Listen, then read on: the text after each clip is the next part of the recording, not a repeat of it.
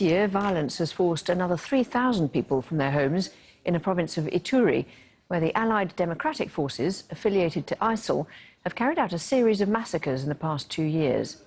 The ADF is the deadliest of dozens of armed groups that roam the mineral-rich region, many of them a legacy of 2 regional wars that ran from 1996 to 2003.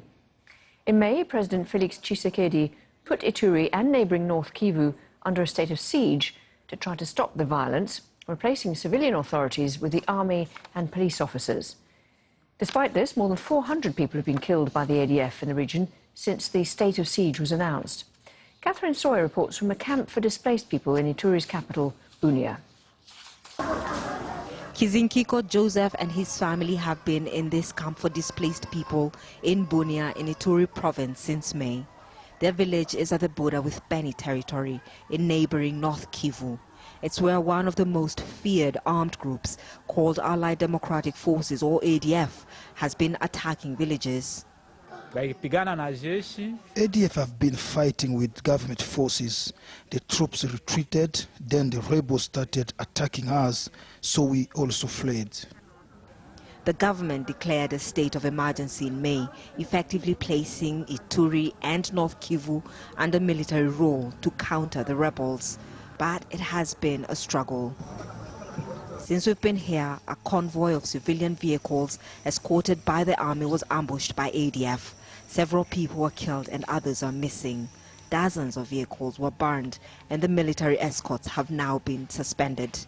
A village was also attacked and about 30 people killed.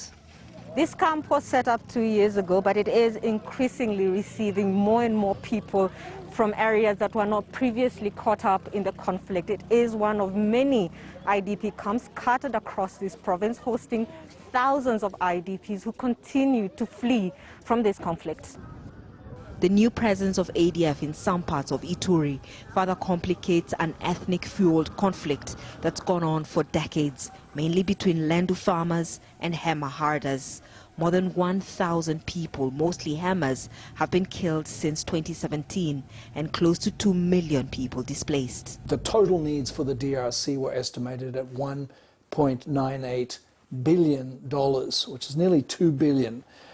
To aid 16 million people as the most vulnerable. The most vulnerable areas of the country are Ituri, North Kivu, South Kivu, and the north of northern Tanganyika. These areas where there's so much displacement require special attention. And unfortunately, at the moment this year, we are only 30% funded of our humanitarian response plan. Government forces are pushing rebels out of some areas and people are beginning to return. In this village of Nyakunde, those who've come back are receiving essential supplies to restart their lives. Melchon Zanamuzi and his wife Chantal say they fled during fighting between troops and a militia group. We did not find anything in our homes when we returned. We are starting our lives over. Everything was looted.